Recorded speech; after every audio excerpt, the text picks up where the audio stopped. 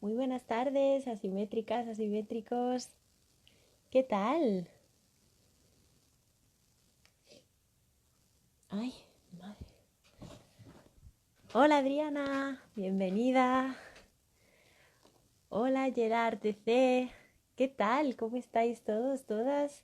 Estudio Mat 3, Pecel Rodero. Que hay algunos nicks que no, que se me dan fatal pronunciar. ¿Qué tal? ¿Cómo estáis todos, todas? Francisco Gómez. ¿Qué tal? Bueno, como siempre os digo, espero que estéis todos muy bien, todos y todas estéis muy bien, en casita, sin síntomas, controlado todo. A ver, la luz, me está dando una cosa aquí rara. A ver, esto de tener los sets improvisados. Ahora mejor. Ay, mío. Listo, ahora mucho mejor. Hola María Verónica, hola Leandro, hola Pingüino, bienvenidos, bienvenidas todas, todos. Me alegro muchísimo de veros, como siempre. Es lunes, tenemos club. Hoy tenemos además de invitado Eduard Sancho Pou, que ya está listo para entrar. Antes de Eduard, ahora mismo te doy paso, voy a esperar un minutillo más a que se vayan uniendo. Voy además a dar las gracias a todos los invitados de la semana pasada, a José Ramón Hernández Correa, a Mara Sánchez Llorens y Fermina Garrido y a Antonio Pizza, que estuvieron la semana pasada con nosotros. La verdad que fue una semana de club súper entretenida y bueno, súper interesante. Así que nada, gracias a todos ellos y a todas ellas por dejarse liar, por venir, porque bueno, ya sabéis que todos nuestros autores y autoras, la verdad que están siendo fantásticos y geniales en dejarse eso, liar para venir al club y hacer del club pues un sitio cada vez más interesante, sobre todo para vosotros y para vosotras que estáis ahí detrás, ¿vale? Y esta semana venimos fuertes porque tenemos club 4 días, ¿vale? Vamos a tener hoy con Eduard Sancho Pou. El miércoles vamos a tener una sesión de arquitecturas de emergencia con Carlos Iglesias. Ya os contaré porque me hace mucha ilusión que él esté. El viernes vendrá Alberto Fernández Rojas con Gego, perdón, el artista. Que además es un nuevo lanzamiento, un libro de la semana pasada, con lo cual, nada, no os lo podéis perder porque va a venir a leer con nosotros y a comentar el proyecto con nosotros. Y como día extra, ¿vale? Como día extra, este domingo 31 vamos a estar con José Antonio de Ori, que vamos a adelantar la sesión porque él está en Japón, con lo cual necesitamos ajustar un poco el horario para que él pueda venir y pueda estar con nosotros, pero bueno, yo creo que merece muchísimo la pena y nada, estamos muy contentos de haber podido concretar la sesión. Así que nada, ahí están todos los avisos. Yo creo que podemos empezar ya. Voy a dar paso a Eduard. Antes, como siempre, la prueba va todo bien y vamos a esperar que el directo no nos dé, no nos dé ningún problema. Hola Eduard, Hola, ¿qué tal? Buenas ¿qué tardes. tal? ¿Cómo estás? Muy bien, muy bien. Muy bien. ¿Qué tal allí en Suiza? ¿Cómo va todo? Pues hoy hace muy bueno. Sol, ¿verdad? Sí, que además en la prueba antes me ha enseñado unas vistas que tiene privilegiadas y la verdad que es una maravilla, ¿no? Muchas gracias, muchas gracias. No, no, ojo. Oye, muchísimas gracias por venir, Eduard. Muchísimas gracias por venir a leernos este libro, Arquitecturas de la Estrategia, que estamos, bueno, antes lo hemos comentado y te lo quiero repetir, estamos súper contentos de tenerlo en nuestra familia simétrica y de tenerte a ti también, porque es un libro que, bueno, ahora comentaremos y hablaremos, ya lo hemos tenido en el club, pero nos parece un libro necesario y pertinente para este momento y nos alegra muchísimo que hayas confiado en nosotros para sacarlo a la luz. Muchas gracias, muchas gracias. Es No, un a ti libro de verdad. que ha tenido muchas vidas porque Sí, primero se presentó en inglés antes que en ujú, castellano, que es algo cierto. un poco atípico. Pero Ujú. en inglés ha funcionado muy bien y yo creo que en castellano pues también, ¿no? Es un Sí, poco, no, ¿no? desde luego. Estamos súper, de verdad, estamos súper contentos. Yo creo que además a los asimétricos y asimétricas que están aquí, que ya estuvieron en la sesión anterior, que en lo que lo leí yo solita, estuvieron encantados y encantadas todos y todas, porque fue, de verdad, a mí me parece una lectura interesantísima y, como te decía, muy necesaria. Así que, mira, fíjate, ahí Carlos Irisarri de incógnito, nos saluda Carlos Hola, Irisarri, Carlos. que además fue el quien nos puso en contacto contigo, o sea Sí, que sí, y también les aprovecho. hay muchos lazos con Carlos, hay Hay muchos muchos, lazos. hay muchos, hay muchos. Oye, Eduard, pues nada, si me dejas, nada, un minutillo para presentarte, Muchas por si acaso hay gracias. algún despistado o despistada que haya por ahí detrás que todavía no te conozca. Pero vamos, ya hemos hablado de ti, o sea que muchos y muchas de ellos ya saben quién es. Aún así, te voy a presentar, ¿vale? Un poquito con el CV que tenemos aquí y luego ya te dejo y estoy aquí para Muy lo que bien, necesites, ¿vale? gracias. Bueno, pues Eduard Sancho Pou es arquitecto, está especializado en consultoría estratégica, planificación y dirección de proyectos a todas las escalas. Ha vivido y ejercido su profesión en Barcelona, Buenos Aires, Nueva York y en Dubái también ha estado y ahora reside en Zúrich, donde trabaja como consultor estratégico también. Eh, bueno, ha trabajado como director de estrategia y planeamiento de proyectos de diversa índole y localización y además ha sido consultor de los Holcim Awards en Suiza y ha desarrollado proyectos urbanos para la ciudad de Buenos Aires. Paralelamente ha ejercido la docencia en la Universidad de Columbia, la Universidad de Palermo y la Universidad Politécnica de Cataluña. Además, Sancho Pou obtuvo el doctorado cum laude en la UPC y posteriormente la beca de la Graham Foundation, la prestigiosa beca de la Graham Foundation de Chicago, por sus estudios de investigación en tecnología de la arquitectura y gestión estratégica. Así que nada, no podemos estar mejor acompañados y asesorados con este libro que vamos a leer hoy y que además tenemos una suerte tremenda que Eduard esté aquí. Así que nada, Eduard, adelante. Yo aquí me quedo Bueno, para lo que necesites, ¿vale? yo os quería explicar que el libro, en realidad todo ese currículum, un poco lo que explica es cómo vender arquitectura. Lo que transmite y sobre todo mi interés es que lo que se enseña en la escuela o lo que nos enseñan siempre es a los arquitectos es a proyectar, pero muchas veces lo que falta es ese componente estratégico de cómo poder presentar mejor o cómo conseguir una oportunidad.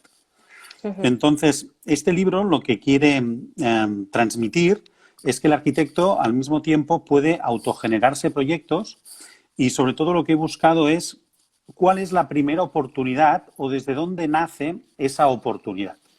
Entonces, la mayoría de los casos que narro y de lo que explico en el libro, en realidad son historias que me parecieron fantásticas y que me explicaron muchos de los arquitectos en primera persona. Y a partir de que ellos las explicaban y realmente las sabían vender muy bien, pues quise entender cómo funcionaban estas mecánicas, cómo funcionaban estas lógicas y lo convertí en un libro. Pero el interés era un interés propiamente egoísta de que yo quería saber cómo lo hacían. ¿Cómo lo ¿Cómo hacían? se ¿No? hace? ¿Cómo lo hacían? ¿No?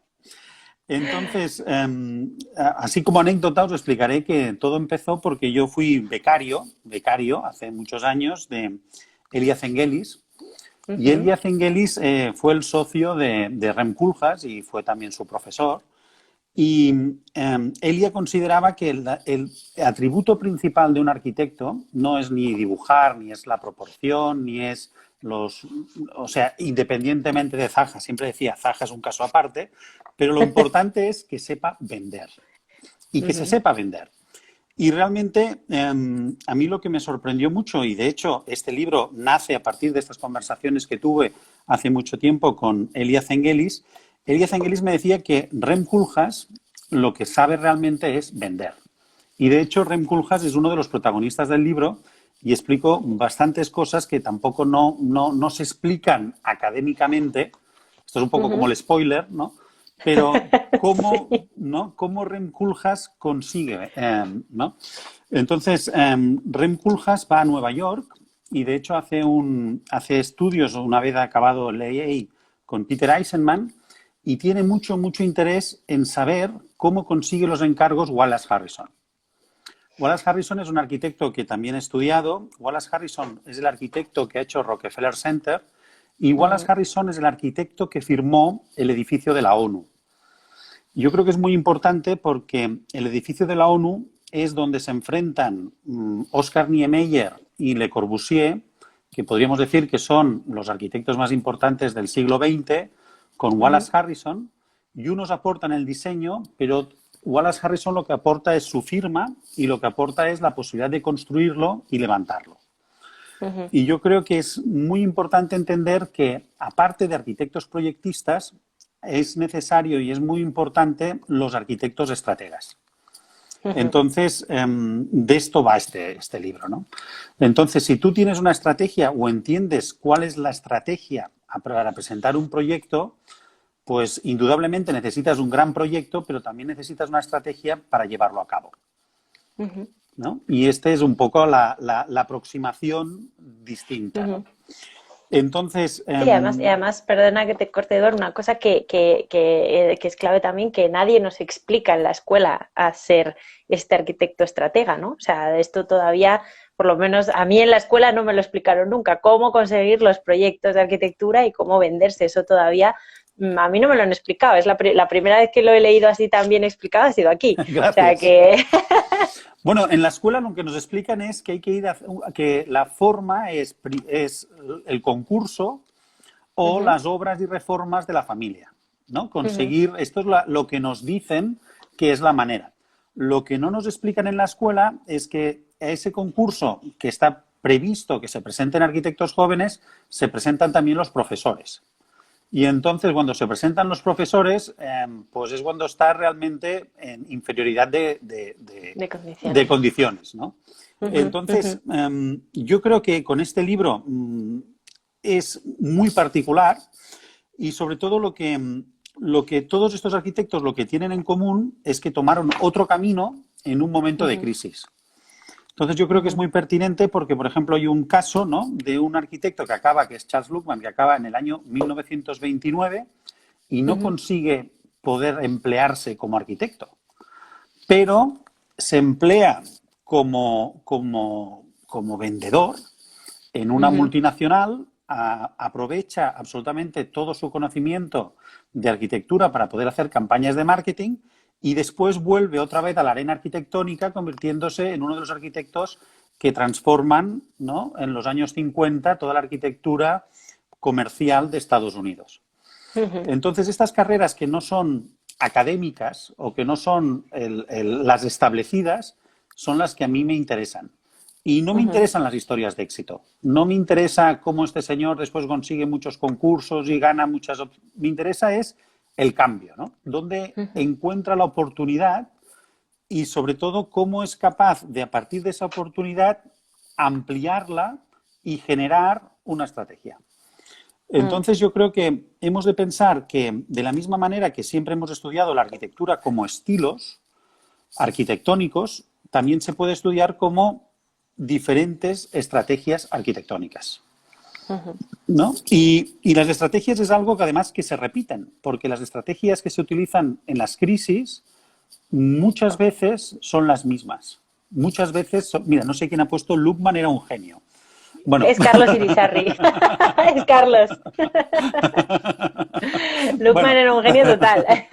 Bueno, Luckman era un genio, yo creo, estratégico, ¿no? Entonces también sobre todo los ejemplos que utilizo, yo siempre intento diferenciar no me interesa tanto observar el resultado, sino que me interesa más observar el proceso. Me interesa mucho el camino, ¿no? Y, por ejemplo, yo creo que estudiando, por ejemplo, las tiendas Apple, por ejemplo, que es uno de los casos que estudio, ¿no? Cómo se configuran las tiendas Apple, quién es el arquitecto que está detrás, cómo se mejoran, qué parámetros obtiene cada día la empresa y qué información relevante obtiene de todas las personas que visitan ese local, ¿no? Pues todo eso es datos que contribuyen a mejorar el proyecto día a día. Y entonces tenemos que entender que más allá de la intuición arquitectónica está la evidencia arquitectónica. Y que todos estos arquitectos lo que hacen es proyectar a través de evidencias y proyectar a través de datos. Y los datos cada vez tenemos muchos más porque empezamos con datos que primero eran sondeos, pero ahora con todo el mundo digital cada vez estamos obteniendo muchísimos más datos y realmente cada vez va a ser mucho más relevante la estrategia en el mundo arquitectónico, ¿no? Totalmente, totalmente. Sí, sí, vamos, esto lo hemos comentado antes. O sea, cada vez a mí me parece necesario este libro precisamente por eso, porque hay que ver la manera de ser estrategas o ver o buscar las oportunidades, porque no son tantas, o sí son tantas, pero no las vemos tampoco quizá como oportunidades, ¿no? Entonces yo creo que hay que cambiar ese enfoque, ¿no?, que estabas comentando antes. Hay que ver dónde está ¿no?, la oportunidad. La oportunidad, sí, el momento, el estar en el momento y responder también a las necesidades que nos exige la sociedad, porque igual antes nos exigía, pues bueno, pues unas determinadas cosas y ahora nos está pidiendo otras, y yo creo que hay que saber responder con estas estrategias, ¿no?, que planteamos. Bueno, que planteas, no que planteamos, que planteas bueno, tú. No. Bueno, yo ya os digo, junto con Carlos Irizarry y vosotros, os considero también coautores del libro, ¿eh? Os considero coautores del libro. Bueno, nosotros nos sentimos muy, muy padres en el sentido de estar aquí con él y haberte ayudado también a darle un sitio, ¿no?, en las estanterías. Pero el autor es absolutamente tú, o sea que en eso te lo agradecemos mucho por confiar en nosotros. Yo creo que este libro también lo que dará pie es a reentender las clases de práctica profesional. O sea, actualmente en las escuelas de arquitectura hay una asignatura que hay algunas personas que ya la están transformando, pero que es la deontología, que es la gestión empresarial, que es unas asignaturas que se llaman Marías, ¿no?, que a las que no se les da mucha importancia y todo el mundo no, pero que todo el mundo pierde el sueño con proyectos, pero nunca con este tipo de asignaturas, y yo creo que van a cobrar mucha importancia. Y yo le busco paralelismos un poco con la sostenibilidad. O sea, la sostenibilidad, siempre la buena arquitectura ha sido sostenible, siempre la buena arquitectura ha estado bien orientada. Y ahora se ha convertido en una asignatura propiamente dicha, cuando podríamos decir que es algo que se da por supuesto. Pues yo creo que la estrategia arquitectónica siempre ha estado presente en la buena arquitectura. Porque para poder hacer un gran proyecto necesitas ser una estratega para convencer, y sobre todo porque el arquitecto es el middleman, ¿no? Es la persona que está en medio y que tiene que gestionar todas estas fuerzas que pueden ser políticas, pueden ser la fuerza del cliente, el constructor, el promotor, sobre todo cómo consigues la financiación, cómo consigues que tenga una rentabilidad, cómo consigues después atraer al cliente. Y entonces el arquitecto estratega ha estado siempre. Lo que pasa es que yo creo que no lo habíamos identificado. Y yo creo que la labor de la escuela es intentar identificar este nuevo rol, porque dentro de este rol hay muchísimas posibilidades de emplear a gente. O sea, realmente si entiendes cómo funciona el mercado, si entiendes cuáles son las necesidades del mercado, seguramente vas a poder ser más deseable para ese mercado.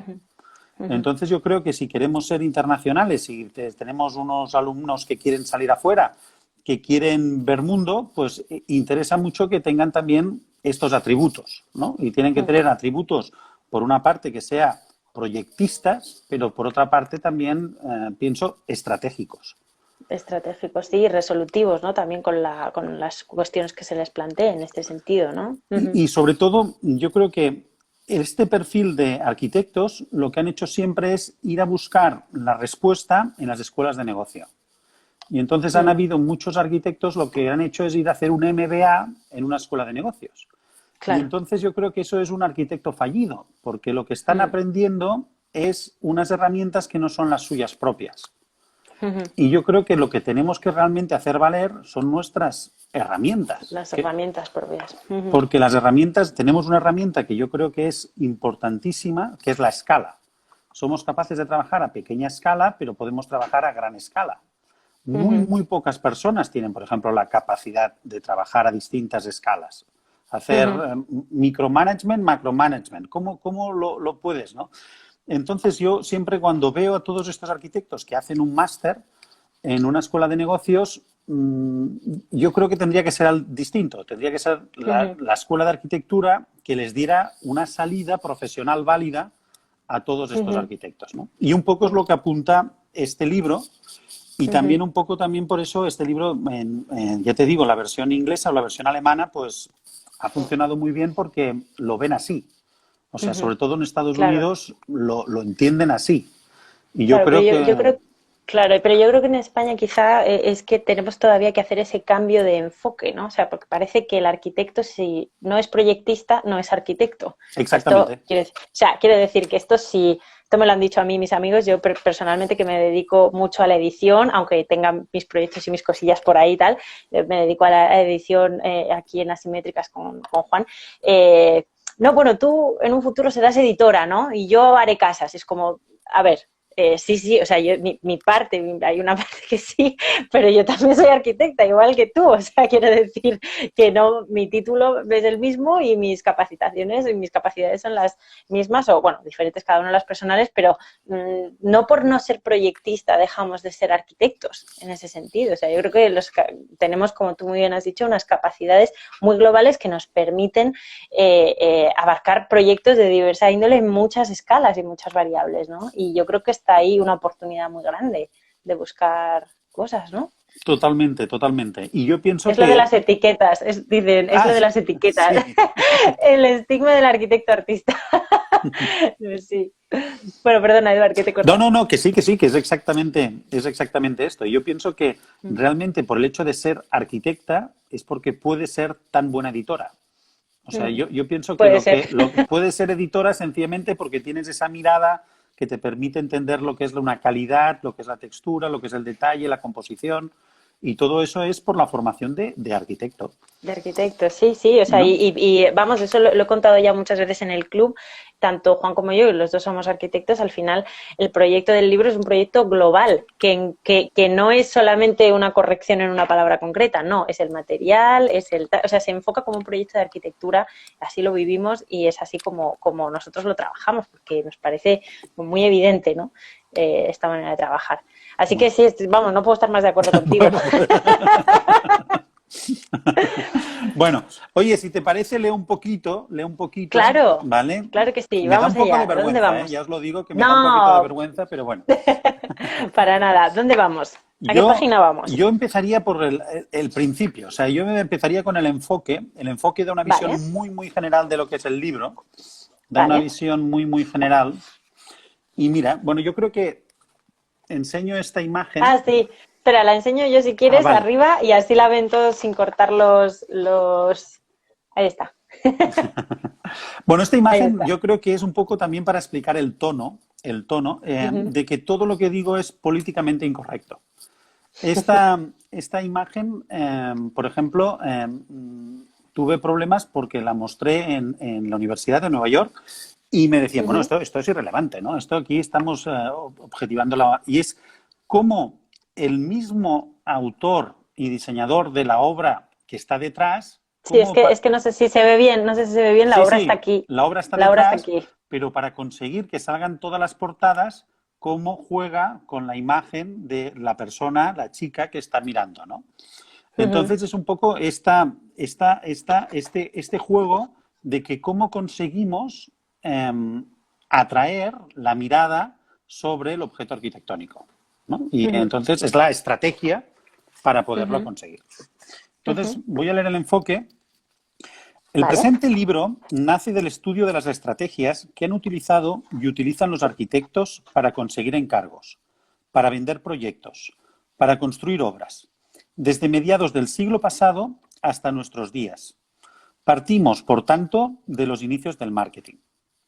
Y aunque sus modus operandi puedan parecer meras técnicas de mercadotecnia, algunas de hecho lo son, no se puede obviar que las relaciones económicas condicionan cada fase de un proyecto, incluso la previa a sus primeros esbozos, y determinan en mayor o menor medida su resultado final.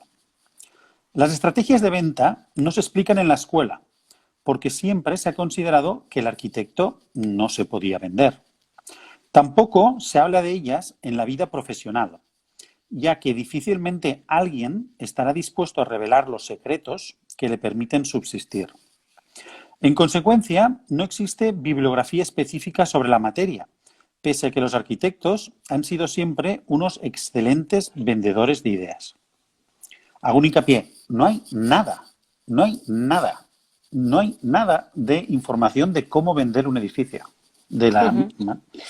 En las noticias sobre arquitectura publicadas en las más prestigiosas cabeceras internacionales, y muy especialmente en prensa económica, coexisten determinados temas reincidentes. El proyecto espectacular, el icono, el beneficio económico de una promoción, el marketing, la manera de alcanzar el éxito del público, la masa, y la estrella del momento, el número uno. Y todos ellos de la mano de un político a quien se atribuye el éxito o el fracaso del proyecto.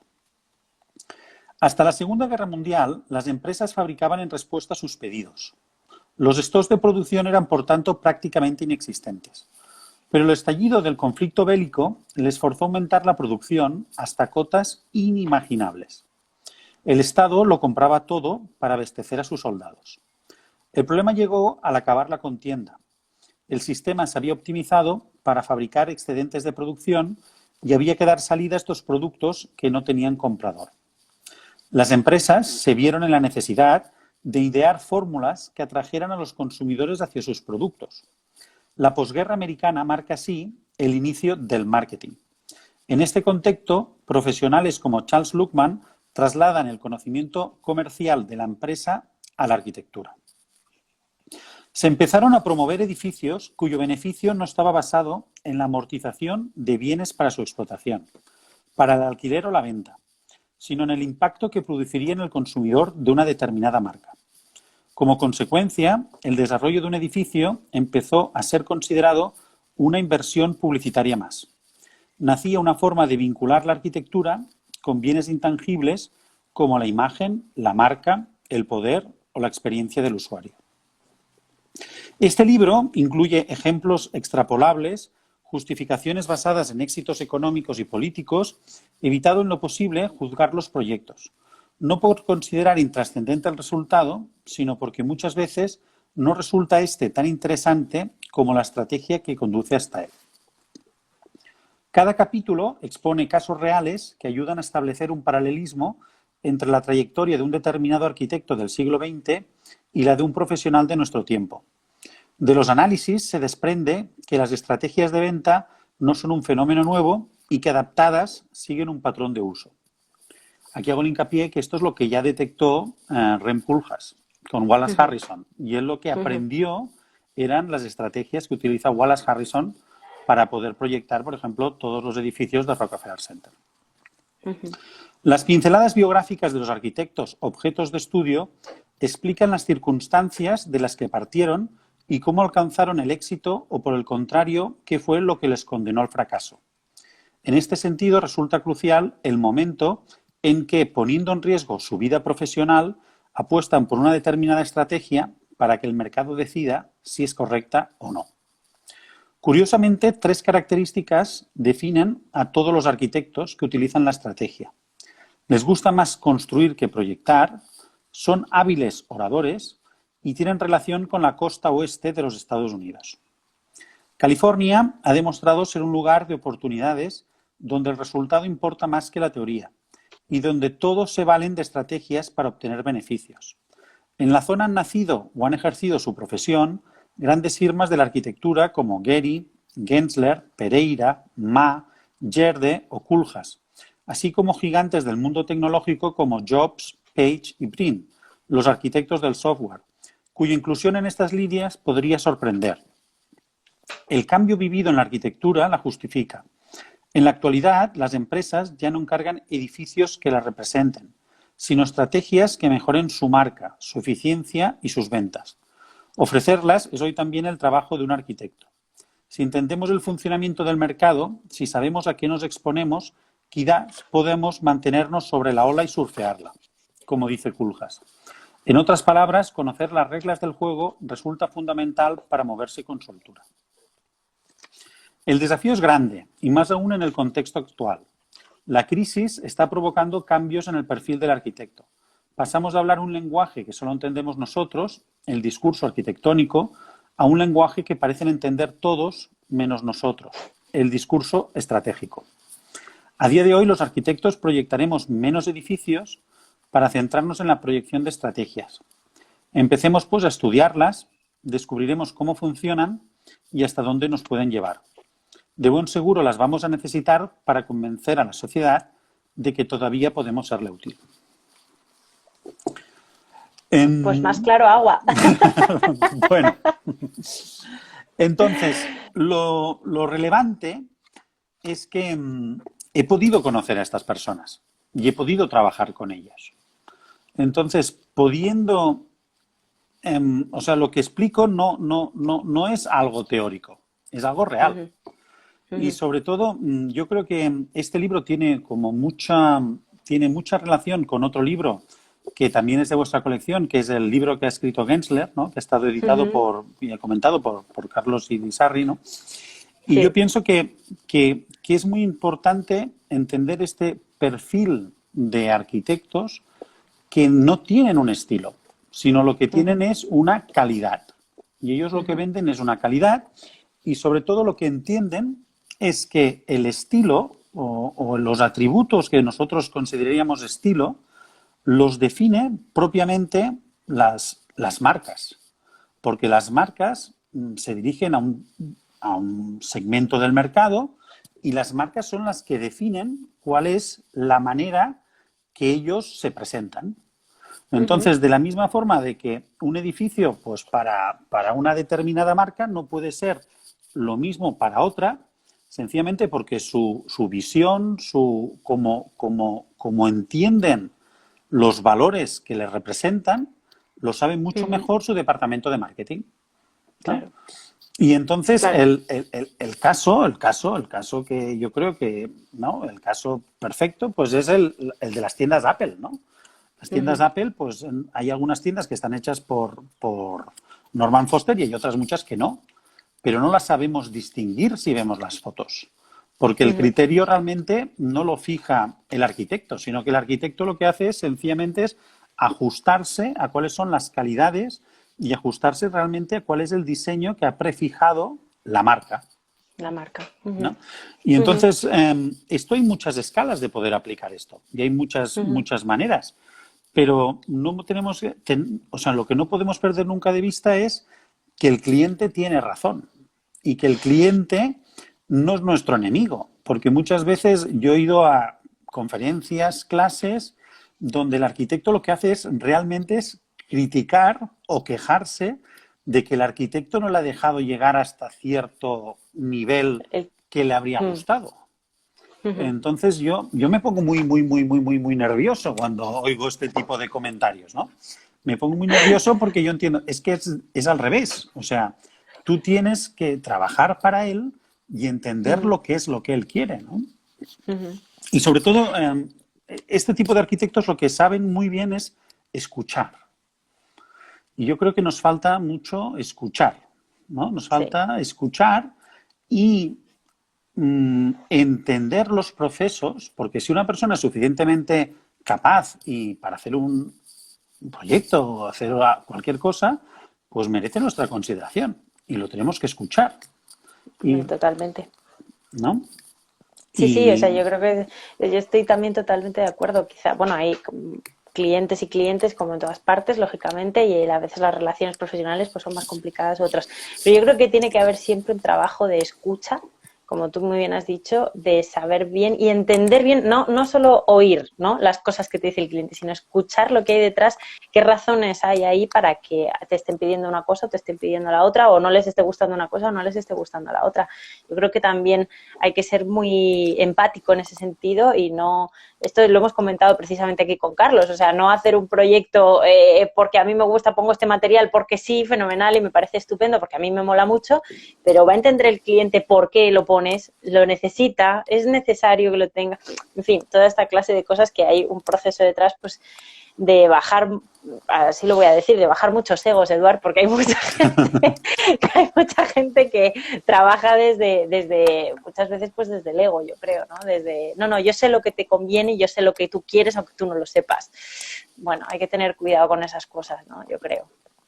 Hay un concepto, porque a muchos de los arquitectos de los que nombro y los he conocido personalmente, Ujú, y concretamente, pues hay uno que es Arthur Gensler, y él siempre ujú, utiliza que la manera de tratar a un cliente es como una goma elástica, ¿no? Y él siempre dice que, bueno, pues tiene muchos colaboradores y hay mucha gente que trabaja para él, pero él siempre dice que es una goma elástica. Entonces, que si la goma elástica es que tú estiras al máximo, pero si si el cliente no te sigue, se rompe. Y ujú. entonces muchas veces pues tienes que tirar para atrás para que no Tirar, se pam, rompa pam, pam, pam. y Ujú, lograr la satisfacción del cliente para que en el segundo proyecto, en el tercer proyecto con ese mismo cliente, pues se va dando cada vez más la goma y el cliente está cada vez más habituado a poder y tiene más confianza en ti y a través ujú, de esta iteración, ¿no? A través de la repetición y cada vez mejorar un poquito más. Pues esto sobre todo se puede hacer en los espacios comerciales, en las oficinas, mm, a partir de mejorar y sobre todo lo que tener el post-occupancy report, ¿no? O sea, mm. estudiar qué es lo que no funciona y Exacto, mejorarlo, pero con datos. sí, A través de eso, lo que consigue es llegar a una arquitectura muchísimo más avanzada. Y claro. yo creo que Pero no solo para el cliente, sino hasta para el arquitecto. Quiero decir, el también uno arquitecto, tiene pero que... también el usuario. También Claro, el o sea, usuario. También el claro, usuario. claro. Entonces, por eso vuelvo a incidir. O sea, ahora con el mundo digital, con los móviles, con las apps, cada vez tenemos muchísimas más herramientas para poder hacer un seguimiento de lo que es importante o no y lo que valora la Mm, gente, el usuario o no, lo que ha funcionado. Y con esos datos vamos a poder proyectar de una forma muchísimo más relevante, mucho ujú, más relevante. ujú. Y yo creo que eso va a ser la gran transformación del mundo profesional. Yo creo que se nos abre Pues, un campo muy grande, que es el campo estratégico, y de la misma ujú, manera que los consultores se le piden, pues nada, pues se le piden una serie de herramientas para poder validar que esa estrategia tiene sentido, pues los arquitectos nos hemos de acostumbrar que también tendremos que presentar datos que validen nuestros proyectos. Y de hecho es lo que totalmente. hacen muchos de los autores que yo nombro en el libro y que he podido trabajar o conocer personalmente. Ujú. O sea, buscan respuestas a posteriori, ¿no? De esas estrategias de cómo han funcionado para volver a Exactamente. aplicarlas o Ex- mejorarlas, en ese caso, en mejorarlas, otro, mejorarlas. mejorarlas. Ujú, Y ujú, sobre todo hay incluso arquitectos que han dado otro paso más, que es ya no cobrar por metro cuadrado. O sea, cuando cobramos por metro cuadrado los arquitectos, la única manera que tenemos, si nosotros cobramos por metro cuadrado, la única respuesta que podemos dar sencillamente es construir. Pero es que mm, hay arquitectos que le dicen, no, la solución no es construir, es mucho más barato alquilar este edificio y te lo arreglo. O, por ejemplo, esto lo hace muy bien Gensler. Gensler ujú, no cobra nunca por metro cuadrado, sino cobra por horas de consultoría, es como un abogado. Y él ujú, dice que se gana siempre la confianza de sus clientes por decirles que no construyan, ¿no? Por decirles, por no autogenerarse el trabajo y solo ujú, construir cuando es realmente necesario. Porque ujú, él dice que la mayor parte de las veces se puede reaprovechar un edificio, se puede reaprovechar una instalación y le podemos dar un uso. Y ujú, también, con esta lógica, lo que él hace constantemente son proyectos que nosotros podríamos decir de auditoría, que ujú. es el tener siempre en valor lo que tienes. Entonces, para una Exacto. empresa, poder saber, pues yo tengo ahora todos estos locales valen tanto, estos locales se podrían transformar en lo Esto. siguiente. Ujú, Podríamos, esto es un trabajo que yo le auguro muchísimo potencial también a los estudiantes, ujú. ¿no? Claro, claro, sí, sí, o Mantener sea, es la, vivo ujú. lo que es el patrimonio o El el valor, patrimonio del cliente, el el que patrimonio sea, del X. cliente y Ujú, no dar ujú, solo respuestas que sean la construir, sino dar ujú. respuestas estratégicas que muchas veces Estrate- pasan por no construir. Ujú, ujú.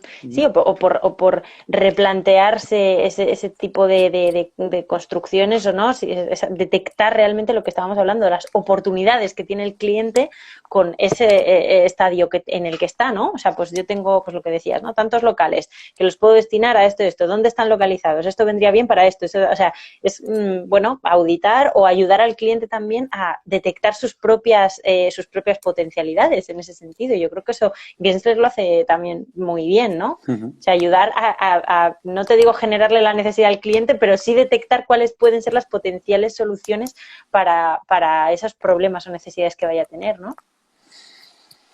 Y sobre todo, ampliar nuestras competencias. Mm. Lo más importante es ampliar nuestras competencias. Nosotros Y la, nos... y la mente, Eduard, y la mente, Bueno, ampliar la mente, porque... pero, pero entender que nosotros no solo nos limitamos a hacer edificios. O sea, también Sí, podemos sí. hacer ideas de negocio. También le podemos presentar proyectos de viabilidad. Muchísimas cosas, ¿no? Ujú, ujú. Muchísimas cosas que Sí, sí, no son estrategias, o sea, cuestiones asociadas a la a la profesión, estrategia, pero para la a estrategia, la claro. estrategia, Ujú, y que es puramente arquitectónico. ujú, ujú. ¿Y cuándo se necesitan las estrategias? En momentos de cambio. Claro. En Y momentos de cambio. ahora se nos viene Y uno. ahora se nos viene una, se nos viene una. Mira, yo os diría, yo os estoy hablando desde, bueno, estoy aquí en Zúrich. A mí lo que me impresiona es, pues aquí, mientras ha habido todo este confinamiento, han aprovechado para hacer muchísima obra pública. Han Ujú, asfaltado muchísimas calles, han aprovechado para hacerla muchísimo cable, han pasado ujú, cable, han hecho parkings de bicicleta y lo han hecho todo por administración. Es ujú. carísimo hacer por administración, pero sabían que en este momento no había gente y que se podía construir Ya muy el rápido momento. y que era el Ujú, momento. ujú. Y a mí me han asfaltado la calle, ¿no? Y ahora sales y yo con mis hijas jugamos a las diferencias de ver, pues mira, esto también lo han hecho. ¿Y qué es lo que han hecho nuevo? ¿No? Y Claro. aprovechar la oportunidad que ahora ha estado todo parado, pues para crear valor, ¿no? Exacto. Entonces Ujú, yo creo que ahora que estamos en un momento de cambio tan importante, es el momento que hemos de pensar realmente en la estrategia, ¿no? mm, Es el momento que hemos ujú, de pensar la estrategia. Y si te parece, ujú. leo 4 páginas, que estoy seguro que Carlos Sí, estará contento, que es la parte de Gensler, ¿no? fenomenal. Carlos, estoy Fenomenal. haciendo mucha propaganda de tu libro, ¿eh? Estoy Hombre, te estamos mucha. haciendo ahí una promo, pero Una bien. promo impresionante, Carlos. No, pero Nada, Carlos, como tiene que volver el arquitecto práctico el próximo día, sí. pues ahora te la tiene que devolver y tiene que hacer promo de este. No, Esto es no, un no, ir y no. venir. Es No, broma, pero es lo broma. recomiendo porque realmente, bueno, está bien. Mira, leo la Sí. parte de Gensler porque, sobre todo, os lo vuelvo a decir, o sea, no me interesa la arquitectura de Gensler, me interesa Ujú, la estrategia de Gensler. Me ujú, interesa ujú. muchísimo, muchísimo, ¿no? Y eso digo, yo he estado con él, por ejemplo, él me ha enseñado edificios o muchísimos... Y la manera que él tiene de explicarlo es que te convence, Ujú, porque nunca quiere edificar. O sea, la manera que claro. tiene es que él te dice, no, no, tú no necesitas un edificio. No, no, pero yo quiero hacer un edificio. Dice, Sí, sí, pero no. pero no, no necesitas. Vamos. No lo necesitas, ¿no? Muy Mira, bien. Gensler, el arquitecto número 1 de las marcas.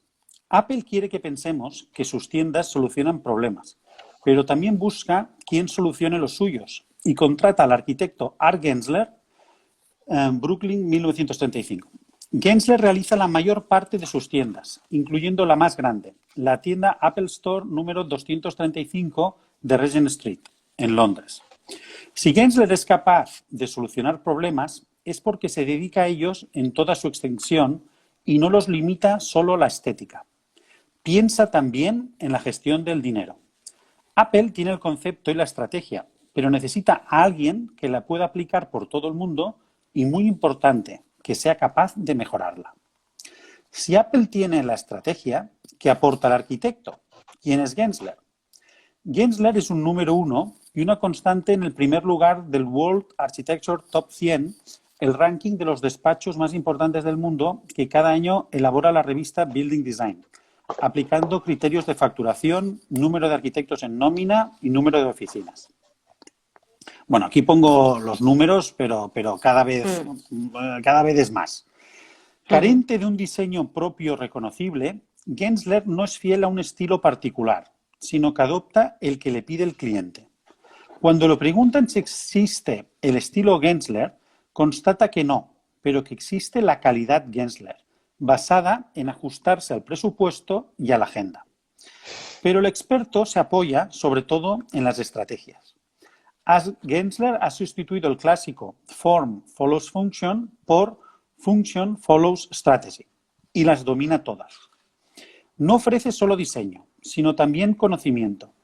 Antes de hacer un edificio, ayuda al cliente a evaluar la inversión, a calcular el coste y a estudiar cómo afectará su obra al conjunto del mercado. Estrategia. Lo acompaña durante todo el proceso, desde la elección del emplazamiento hasta la construcción del edificio. Esté donde esté o cueste lo que cueste, permanecerá al lado del cliente para entender su manera de trabajar y ayudarle a optimizar recursos. Incluso se interesa en su manera de ganarse la vida para ayudarle a rentabilizar sus inversiones. No busca ni project managers ni contratistas especializados. Es él quien lidera el proyecto y de momento el mercado le da la razón. Para poder ganarse la confianza de sus clientes, ha basado la estrategia de su despacho en mejorar el entorno de trabajo. Es capaz de demostrar mediante encuestas y estadísticas que si mejoras el puesto de un trabajador, éste rendirá más, será más productivo y en consecuencia la empresa ganará más dinero. Bajo esta simple premisa, ha conseguido crear un nicho de mercado que no tiene competencia. Gensler abrió el despacho en 1965 junto a su mujer Drusilla, que ejercía de contable y secretaria, y un delineante, Jim Follett. A este también lo he conocido, al Jim Follett. Por aquel entonces, Som acababa de diseñar el Alcoa Building en San Francisco y su despacho se encargó de adaptar las oficinas a las necesidades de los inquilinos. En la década de los 60, en pleno boom de las compañías de servicio, muchas empresas de consultores y abogados querían instalarse o abrir sede en San Francisco.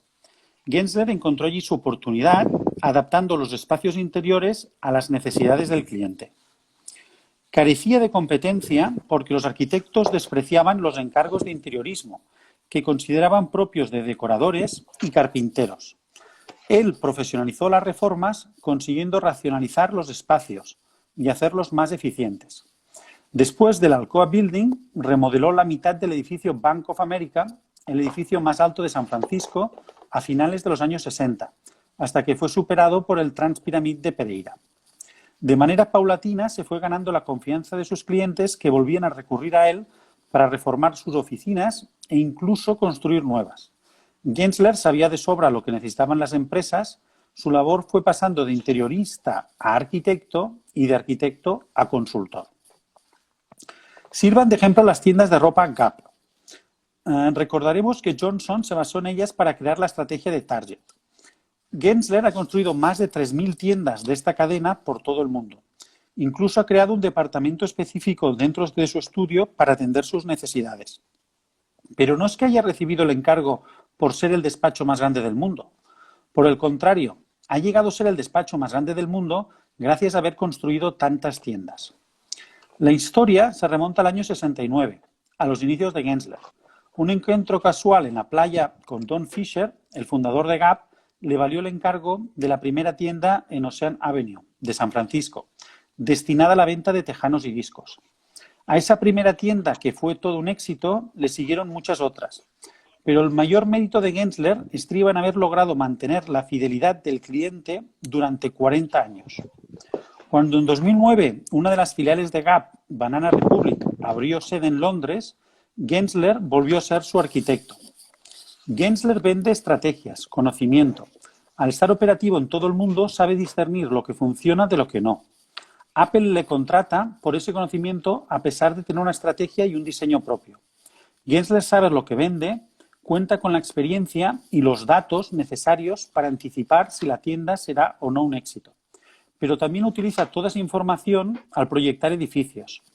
En ese momento, cuando el proyecto arquitectónico queda a la sombra del proyecto estratégico, puesto que no puede abarcar todo el proceso. La labor del arquitecto se ensancha al máximo buscando asistir al cliente durante todas las etapas del proceso. Le indica el mejor lugar para construir, ajustando el edificio a sus necesidades, incluso buscando el mejor constructor al mejor precio. La faceta de consultor le permite a Gensler controlar mejor el resultado final del edificio y al mismo tiempo asegurarse unos ingresos mayores. Como consultor ha llegado incluso a variar el concepto de encargo. De encomendarle obras puntuales, los clientes han pasado a pedirle cuentas, que abre con ellos para dedicarse a gestionar sus propiedades, a ampliarlas, adaptarlas y, en definitiva, a optimizarlas. Aquí hago un apunte. El de las 500 empresas, bueno, el índice de las 500 empresas multinacionales más grandes del mundo, hay 380 que trabajan con él y les hace todas las obras. Y tiene un contrato anual que hagas o no hagas, él te cobra lo mismo. Porque él te va a recomendar lo que es mejor para ti. ¿Vale? Qué fuerte, qué fuerte. Por ejemplo, él domina completamente lo que es el mercado bancario. Claro. ¿No? Y dirás, ¿y qué significa dominar el mercado bancario? Bueno, pues en Nueva York, para construir un rascacielos, muchas veces lo que necesitas es un pool de bancos para financiar una obra. Yo tenía obras que incluso habían 17 créditos, porque habían 17 tipos diferentes de bancos que lo que estaban haciendo era hacer el pool para financiar ese edificio. Pero la persona, cuando creas el pool, presentas el proyecto, al pool de bancos tienes que conseguir un certificado que te asegure la viabilidad. ¿Y quién te lo da? Gensler. Entonces, lo hace todo. Y haciéndolo todo, lo que consigue son más datos y la manera de conseguir que el pool de bancos te acepte, pues sencillamente ya le das el proyecto a él y es la manera. Y de hecho hay muchos arquitectos y dirás, ¿Sanaa trabaja con Gensler? Sí, porque Sanaa, Empuljas, todos, Herzog y de Meuron, ¿qué es lo que quieren? Hacer el básico, pero las complejidades de conseguir ejecutar la obra, el ejecutivo, se lo pasan a Gensler. Y Gensler, por otra parte, les da a los arquitectos que él considera de valía o les da trabajo. Y eso es como funciona el sector de la construcción. Y esto es lo que nos falta a nosotros entender, ¿no? Nos falta entender cuáles son todas estas lógicas y sobre todo para poder dar el salto, porque yo pienso que tenemos a muchos arquitectos de gran calidad, pero les falta la posibilidad de optar a grandes proyectos porque no entienden el mercado, no entienden la estrategia proyectual. Les falta la otra visión, ¿no? La visión, o sea, yo creo que tienen la visión microscópica, pero les falta la visión macroscópica. Global. ¿No? Les falta la visión de entender, ¿no? Pues cómo se financia, cómo se consiguen avales, cómo se genera el proyecto, ¿no? Y la importancia que tiene escoger una buena ingeniería. ¿No? Porque muchas veces, aquí es muy triste, pero las ingenierías, hay ingenierías de muchos tipos, pero hay ingenierías que funcionan a tu lado y otras que no funcionan. ¿No? Sí, totalmente. O sea, ¿no? Todos estos... ¿no? Y sobre todo también pensar, el arquitecto nunca ha necesitado de un project manager. Y ahora, tristemente, hay cada vez más project managers. Y si hay project managers, es sencillamente porque no estamos nosotros cubriendo esa necesidad. Y yo pienso que todos los honorarios de project manager los tenemos que volver a asumir nosotros. Porque realmente sí, porque está ahí la visión global también, ¿no? Eso no hay que hablábamos no hay ninguna necesidad. Claro. ¿No? Bueno, yo lo dejo aquí porque de verdad podría seguir mucho, sí, pero además son menos 5. Sí, bueno, mira, nos estaba comentando aquí J. García Librero, nos dice que interpreta en el libro que la arquitectura debe ser fácil y obvia y simplista. Yo, la verdad, Javier, yo leyendo, bueno, no sé si te llamas Javier, digo J. García, no sé tal.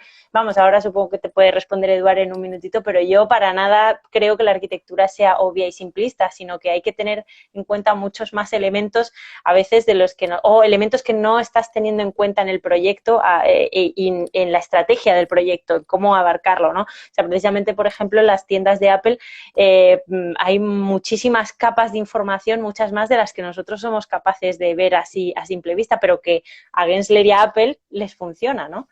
Y eso no convierte la arquitectura en algo obvio o simplista, todo lo contrario, sino que hay muchos datos detrás que hay que conocer para poder hacer mejor nuestro trabajo y nuestra arquitectura, ¿no?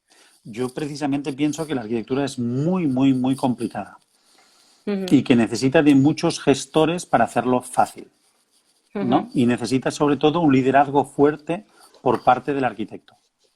Uh-huh. ¿No? Y Totalmente, el liderazgo totalmente. fuerte se consigue si das soluciones que funcionan, Uh-huh. ¿no? Totalmente de acuerdo. Y sobre todo, ¿no? O sea, cuantos menos intermediarios y cuando el arquitecto esté más presente en la ejecución de obra, pues la obra funcionará mejor, Claro, ¿no? totalmente de acuerdo. Yo pienso Totalmente que... de acuerdo, Eduardo. Bueno, Sí, sí, es verdad. Sí, es que además, de hecho, el otro día también hasta estábamos comentando con Carlos esto de dividir la dirección de obra del arquitecto, ¿no? De repente tú presentas un proyecto y luego la dirección se la encargan a otro, pero ¿cómo puede ser? O sea, las responsabilidades, a dónde van, el conocimiento del proyecto, la estrategia, todo, ¿no? O sea, un poco cuanto más nosotros seamos capaces de englobar en nuestra persona y de ofrecer al mismo tiempo, yo creo que vamos a ser mucho más útiles para la sociedad y para los clientes que nos están necesitando, ¿no? uh-huh. Bueno, Eduard, oye, muchísimas gracias, de verdad. Yo es que cada día me gusta más tu libro, no lo puedo evitar. Bueno. Y te agradezco muchísimo que hayas venido a comentarlo y a leer un poquito con nosotros, porque de verdad que es fantástico. Me tengo que ir despidiendo ya porque se va acercando la hora. De verdad, muchísimas gracias por venir. Muchísimas gracias a todos y a todas los que habéis estado ahí detrás. Ya sabéis, como siempre os digo, si os apetece, os interesa, os gusta el tema que estamos tratando, edicionesasimétricas.com, aquí tenéis el libro disponible y en las librerías que gracias al universo que ya empezamos a entrar en fases 1 y 2 y ya podemos bueno, pues acudir a las librerías con un poquito más de tranquilidad. Así que nada, muchísimas gracias, Eduard. De verdad, te mando un abrazo enorme para allí, para Zúrich. A ver si podemos vernos pronto, ojalá. Muy bien. Y de verdad, te mando un beso muy, muy grande y cuídate mucho, por favor. Vale, nos vemos. Vale, nos vemos muy pronto. Chao, muchas gracias.